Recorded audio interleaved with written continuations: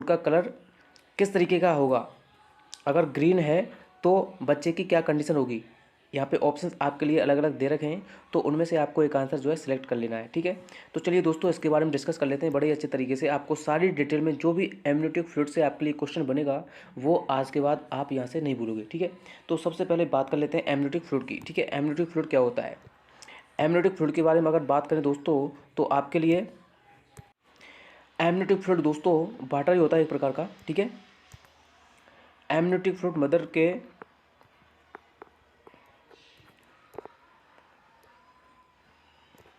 जो बेबी होता है, फीटस होता है, वो फीटस दोस्तों एमनियोटिक फ्लूइड में ही डेवलपमेंट करता है।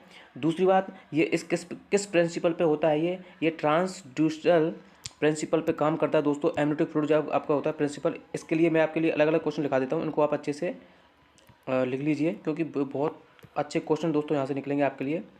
किस प्रिंसिपल पे काम करता है ये? ट्रांसड्यूसर। दोस्तों आज मैं आपको पूरा कुछ लिखाऊंगा ट्रांसड्यूसर प्रिंसिपल पे। ठीक है, दूसरी बात, ये शॉक एब्जॉर्बर होता है। ठीक है, ये शॉक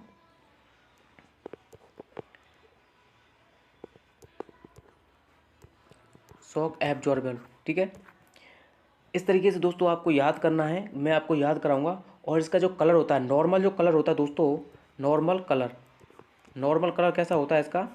नॉर्मल कलर की बात करें तो ये क्लीन होता है, ट्रांसपेरेंट होता है, यानी कि इसके पार देखा जा सकता है। ठीक है, ये क्लीन होता है, बिल्कुल पानी के साफ जैसा होता है, साफ होता है, और इसके जो है पार देखा जा सकता है, इसलिए इसको ट्रांसपेरेंट भी बोलते हैं, ट्रांसपेरेंट। ठीक है, इस तरीके से आपको याद रख लेना है। कितने पॉइंट हो गए, आपको इनको नोट कर लेना है। ठीक है, दूसरी बात यहाँ पे देखिए, अब आपका जो इसकी टोन होती है वो कैसे होती है? एमनियोटिक फ्लूइड की टोन ये दोस्तों आइसोटोनिक होता है। कैसा होता है? आइसोटोनिक। ये आपको लिख लेना है, कैसा होता है, पूछ लिया जाता है। ये एसिडिक होता है या एल्केलाइन होता है? तो दोस्तों एमनियोटिक फ्लूइड की अगर बात करें तो ये आपका एल्केलाइन होता है। ठीक है, कैसा होता है? एल्केलाइन। ठीक है, तो इस तरीके के यहाँ से नॉर्मल क्वेश्चन बनेंगे। अब जो एमनियोटिक फ्लूइड की अगर मैं बात करूं तो यहाँ पे कितने वीक पे कितना ml एमनियोटिक फ्लूइड देखने को मिलेगा वो भी मैं आपको बता देता हूँ, क्योंकि यहाँ से क्वेश्चन हमेशा पूछा जाता है आप सबसे। दोस्तों एमनियोटिक फ्लूइड से जितने भी क्वेश्चन आप सबके लिए बनेंगे, आगे से आप उनको अच्छे से सॉल्व कर पाओगे अगर आपने ये जो है वीडियो देख रहे होंगे, जितने भी कैंडिडेट अगर नोट कर लिए होंगे तो। ठीक है, सबसे पहले बात करते हैं 12 वीक पे। ठीक है, 12 वीक पे कितने ml होता है दोस्तों? 50 ml होता है, याद रखिएगा। उसके बाद में 14 वीक पे, 14 वीक,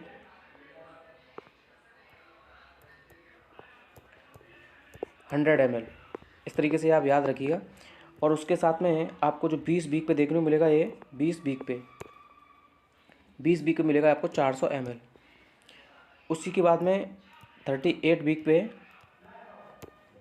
38 पे मिलेगा आपको 1000 से 1200 ml। ठीक है, इस तरीके से। और 38 वीक के बारे में मैंने आपको बता दिया। उसके बाद में जो है 40 वीक पे दोस्तों ये कम हो जाता है। जो टर्म बेबी होता है 40 वीक का माना जाता है। टर्म बेबी के दौरान ये कितना हो जाता है आपका? थोड़ा सा कम होता है, 600 से 800 ml। ये आप याद रखिए। उसके बाद में पोस्ट टर्म आएगा दोस्तों। पोस्ट टर्म 40 वीक के बाद में पोस्ट टर्म बोलेंगे, और जितना भी आएगा वो आपका बहुत ज़्यादा कम हो जाएगा। कितना हो जाएगा? ठीक है, 42 वीक पे ये आपका 200 से कम हो जाएगा, वहाँ पे 200 ml से। और बच्चों में बहुत प्रॉब्लम देखने को मिलती है दोस्तों। जो है ये नॉर्मल कंडीशन में देखने को मिलना चाहिए। जो टर्म कंडीशन होती है बच्चे की 40 वीक पे, ये बेबी में नॉर्मल देखने को मिलना चाहिए। कितना मिलना चाहिए आप सबको मैं बताना चाहूँगा यहाँ पे? 600 से 800 ml। दोस्तों अगर ये नॉर्मल रेंज आएगी इसकी तो बेबी में कोई भी प्रॉब्लम नहीं होगी। अगर इससे कम हो जाती है और ज़्यादा हो जाती है, देखिए एक होता है पॉलीहाइड्रोएमनियस पॉली, एक होता है ओलिगो। ठीक है, ओलिगो कब बोलेंगे? अगर 200 से कम हो जाएगा। ठीक है, 200 ml से कम हो जाएगा। उसी के साथ में पॉली कब बोलेंगे दोस्तों? 2000 ml से ज़्यादा हो जाएगा, 2000 ml से।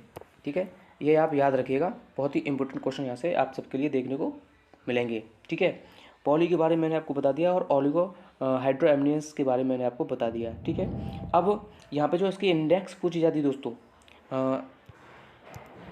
इंडेक्स के बारे में क्वेश्चन पूछा जाता है आपसे। देखिए 200 से ज़्यादा मैंने आपको बता दिया। उसी के साथ में अगर 5 सेंटीमीटर, ठीक है, 5 सेंटीमीटर और यहाँ पे मोर देन 25 सेंटीमीटर, इस तरीके से क्वेश्चन आपको पूछा जाएगा। तो ये जो है आपका जो है पॉलीहाइड्रो एमिनेंस बोला जाएगा इसको, ठीक है। अब चलिए इसके कुछ कलर्स की बात कर लेते हैं। यहाँ पे जो कलर से आपके लिए क्वेश्चन पूछे जाते हैं वो बहुत ज़्यादा इंपॉर्टेंट है। कलर के बारे में भी मैं आपको बता देता हूँ, एमनियोटिक फ्लूइड के बारे में।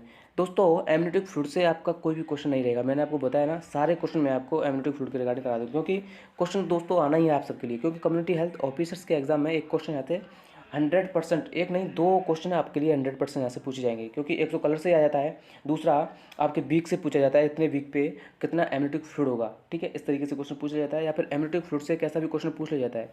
मैंने आपको सारे क्वेश्चन करा दूंगा इसमें एमनियोटिक फ्लूइड से रिगार्डिंग, ठीक है। अब देखिए कलर, यहाँ पे कलर,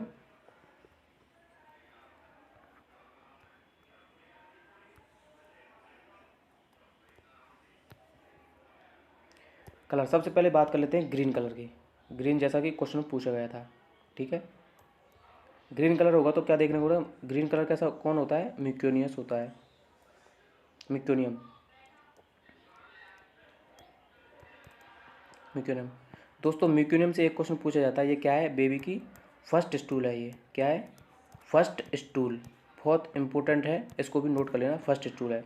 दोस्तों इसकी वजह से ही जो है बेबी में फीटल स्ट्रेस देखने को मिलता है। अगर बेबी इसको निगल लेता है, ठीक है, तो उस समय ये डिलीवरी के समय एक्सेसिव म्यूकस जो है म्यूकोनियम होता है, इसको म्यूकोनियम एक्सेसिव मात्रा में होता है, उसकी वजह से जो है ग्रीन कलर देखने को मिलता है एमनियोटिक फ्लूइड का, और बेबी में फीटल डिस्ट्रेस की कंडीशन देखने को मिलती है, ठीक है। यही आपको क्वेश्चन पूछा गया था, ठीक है।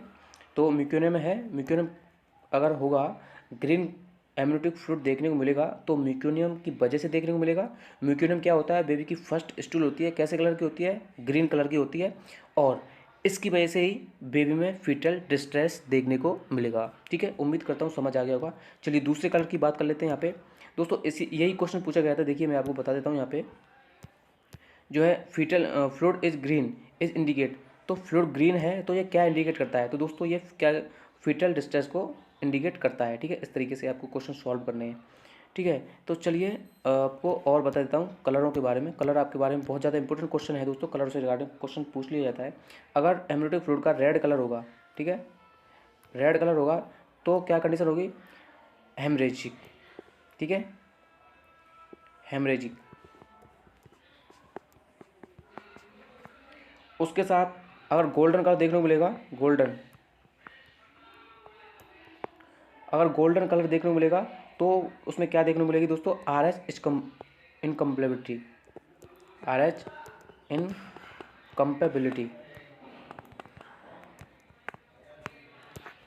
आर एच इनकम्पेबिलिटी कब देखने को मिलती है, जब मदर का ब्लड ग्रुप कैसा होता है दोस्तों, नेगेटिव होता है, और बेबी का ब्लड ग्रुप कैसा होता है, पॉजिटिव होता है, तब आपको जो है आर एच इनकम्पेबिलिटी देखने को मिलती है। और किसका, इसका हम पता कैसे लगाएंगे, अगर एमनियोटिक फ्लूइड गोल्डन कलर का होगा, ठीक है, गोल्डन कलर का होगा तब इसका हम पता लगाएंगे। चलिए नेक्स्ट कलर क्या है आपका, नेक्स्ट कलर है ग्रीनिश येलो। अगर आपका ग्रीनिश येलो कलर देखने को मिलेगा, ग्रीनिश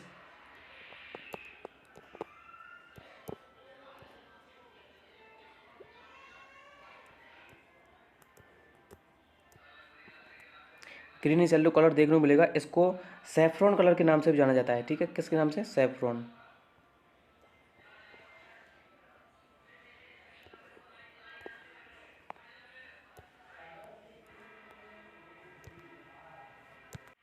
ग्रीनिश येलो कलर को सैफ्रॉन कलर के नाम से भी जाना जाता है। किस किस नाम से जाना जाता है, सैफ्रॉन,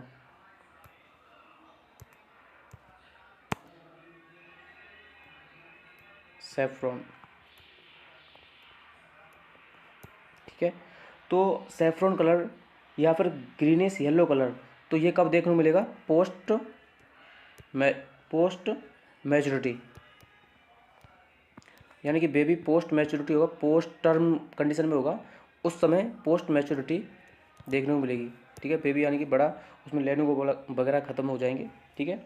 उसके बाद में एक टैबेको कलर देखने को मिलता है, टैबेको कलर, ये भी बहुत इंपॉर्टेंट है। इसमें दोस्तों आईयूडी देखने को मिलता है, इंट्रा यूटेरिन डेथ,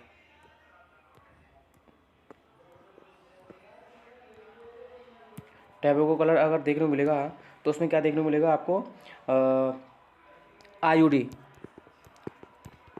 इंट्रायूटेरन डेथ। ठीक है, इसको आपको याद रखना है, इंट्रायूटेरन डेथ। इंट्रायूटेरन डेथ आपकी जो देखने को मिलेगी दोस्तों, वो यहाँ से आपके लिए क्वेश्चन पूछा जाता है इंट्रायूटेरन डेथ से। अगर एमनियोटिक फ्लूइड का कलर कैसा होगा, टैबेको कलर का होगा, तो आईयूडी देखने को मिलेगी। दूसरी बात, आईयूडी क्या होती है दोस्तों, इंट्रायूटेरन डेथ यानी कि आफ्टर वायबिलिटी, यानी कि वायबिलिटी कितने वीक से बाद में मानते हैं, 24 वीक के बाद में। ठीक है, तो एब्डोमिनली जो है बच्चे की डेथ हो जाती है, इसको आईयूडी बोलते हैं। और यहाँ पे दूसरा स्टिल बर्थ भी पूछा जाता है। एक स्टिल बर्थ कब होता है, डिलीवरी जो है मृत बेबी की डिलीवरी होती है, उसको स्टिल बर्थ बोला जाता है वायबिलिटी के बाद में ही। ठीक है, तो ये दोस्तों आज के जो क्वेश्चन मैंने आपको बताए हैं, ये आपका इसी से रिगार्डिंग बताए हैं, जो amniotic fluid index, sorry amniotic fluid से रिगार्डिंग।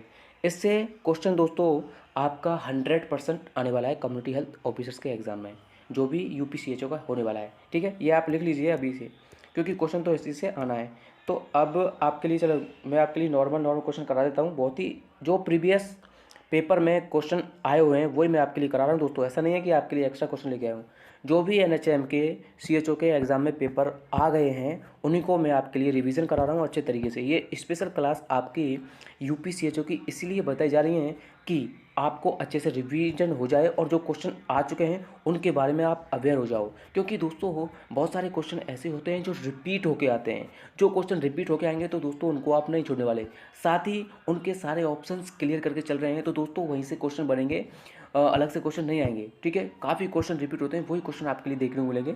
और मैं जो क्लास ले रहा हूँ दोस्तों उनको आप नोट कर लीजिए, क्वेश्चन आपके 100% देखने को मिलेंगे। ठीक है, तो चलिए आपका जो क्वेश्चन, थोड़ा सा क्वेश्चन कट गया है यहाँ से, चलिए कोई दिक्कत नहीं, पढ़ लेंगे। Pap smear screening is a example of, यानी कि पैप स्मीयर जो स्क्रीनिंग होती है वो कौन सी कंडीशन यानी कि कौन सी प्रिवेंशन का एग्जाम्पल है। ठीक है, चलिए पैप स्मीयर सबसे पहले बात कर लेते हैं प्राइमरी की क्या है। प्राइमरी प्रिवेंशन क्या होती है, प्राइमरी प्रिवेंशन दोस्तों, प्राइमरी और एक होती है प्रीमोडियल और दूसरी होती है प्राइमरी। प्रीमोडियल दोस्तों जो अपनी लाइफ स्टाइल चेंज करते हैं, जैसे हम स्मोकिंग करते हैं, स्मोकिंग को छोड़ देंगे तो वो आपकी प्रीमोडियल हो जाती है। प्राइमरी वैक्सीनेशन की वजह से जो प्रिवेंशन होती है, वैक्सीनेशन जैसे हम किसी भी डिजीज़ को प्रिवेंट करने के लिए वैक्सीन देते हैं उसको हम प्राइमरी प्रिवेंशन बोलते हैं। सेकेंडरी दोस्तों किसी भी डिजीज़ के लिए यहाँ पे डायग्नोस्टिक टेस्ट करते हैं उसी को हम जो है सेकेंडरी बोलते हैं। टर्सरी में दोस्तों ट्रीटमेंट चलता है और कोई भी जैसा डायग्नोसिस के बाद में जो है हम अब अगला जो है डिजीज़ के लिए प्रोग्नोसिस यानी कुछ भी करेंगे, प्रोग्नोसिस नहीं दोस्तों, ट्रीटमेंट करेंगे, तो ट्रीटमेंट या सर्जरी वगैरह कुछ भी करेंगे वो टर्सरी प्रिवेंशन में देखने को आपको मिलेगा। ठीक है, तो चारों तरह की प्रिवेंशन के बारे में मैंने आपको बता दिया है। वैक्सीन से रिगार्डिंग जो भी क्वेश्चन पूछा जाएगा वो प्राइमरी प्रिवेंशन होगी। प्रीमोडियल प्रिवेंशन से दोस्तों लाइफ स्टाइल यानी कि कंडीशन पहले से ही जो है हम स्टार्टिंग फेज में ही अपनी लाइफ स्टाइल चेंज कर लेते हैं। ठीक है, डिजीज़ नहीं है हमारे, कोई भी डिजीज़ होने से पहले ही हम सब कुछ जो है कर लेते हैं, वो प्रीमोडियल प्रिवेंशन होती है। ठीक है, इस तरीके से आपको क्वेश्चन पूछा जाता है। चलिए नेक्स्ट क्वेश्चन आपका क्या होने वाला है। नेक्स्ट दोस्तों बहुत ही इंपॉर्टेंट क्वेश्चन है। नेक्स्ट क्वेश्चन, कॉपर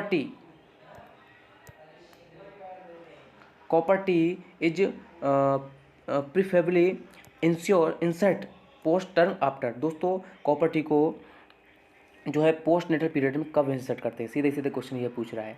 तो दोस्तों मैंने आपको ये पिछली वीडियोज़ में भी शायद बता दिया है। तो देखिए सबसे पहले अगर बात करते हैं कॉपर टी की, कॉपर टी कितने तरह की होती है, काफ़ी कई तरीके की होती हैं, जैसे hormonal, non hormonal, metallic, non metallic, medical, non medical, इस तरीके की कॉपर टी आपको देखने को मिलती है। कॉपर टी जो क्वेश्चन पूछा जाता है कॉपर टी का मेनली 380, 375 इस तरीके के क्वेश्चन पूछा जाता है, 380A इस तरीके के क्वेश्चन पूछे जाते हैं।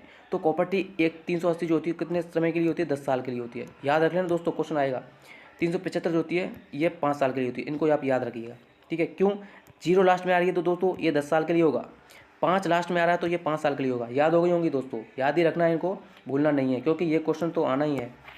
ठीक है, अब उसी तरीके से इसका में जो पूछा गया है आंसर, क्या पूछा गया है, कॉपर टी को कब इंसर्ट करेंगे पोस्ट नेटल पीरियड में। दोस्तों अगर हॉस्पिटल में ही अगर कॉपर टी लगा दिया तो ठीक है, नहीं तो उसके बाद में आपको जो परप्यूरल पीरियड होता है, यानी कि 6 वीक 6 वीक 6 7 42, यानी कि 42 डे, तो इसके अंडर में आपको नहीं लगाना है, क्योंकि इन्वोल्यूशन होता है, ऑर्गन्स का इन्वोल्यूशन होता है। इन्वोल्यूशन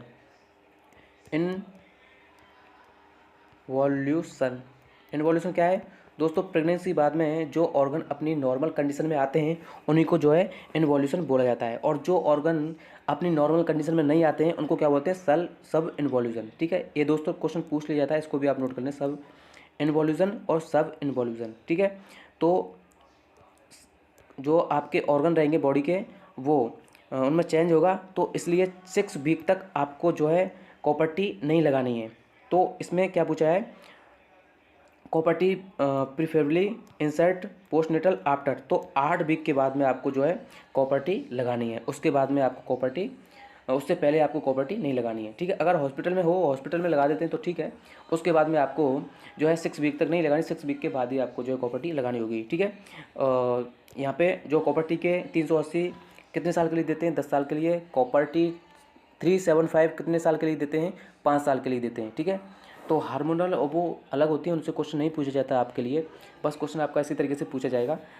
मोस्ट कॉमन कॉज क्या, वो कॉम्प्लिकेशन क्या होते हैं और वो क्या होते हैं, उस तरीके से क्वेश्चन आपको पूछा जाएगा, तो वो मैंने आपको बता दिया है। एक टर्म इसको भी याद रख लेना, इन्वोल्यूशन और सब इन्वोल्यूशन। ठीक है, चलिए नेक्स्ट क्वेश्चन आपका क्या है? नेक्स्ट क्वेश्चन, चलिए हाँ, नेक्स्ट क्वेश्चन भी इंपॉर्टेंट है, ये टीबी से रिगार्डिंग क्वेश्चन है आपका, बहुत ही इंपॉर्टेंट क्वेश्चन है दोस्तों, इसको भी आपको नोट करना है। चलिए इसका आंसर दीजिए आप। इसमें क्या पूछा गया है? इसमें पूछा गया है आपसे मल्टी ड्रग रेसिस्टेंट, यानी कि MDR, इसको शॉर्ट में क्या बोलते हैं? MDR, multi drug resistant.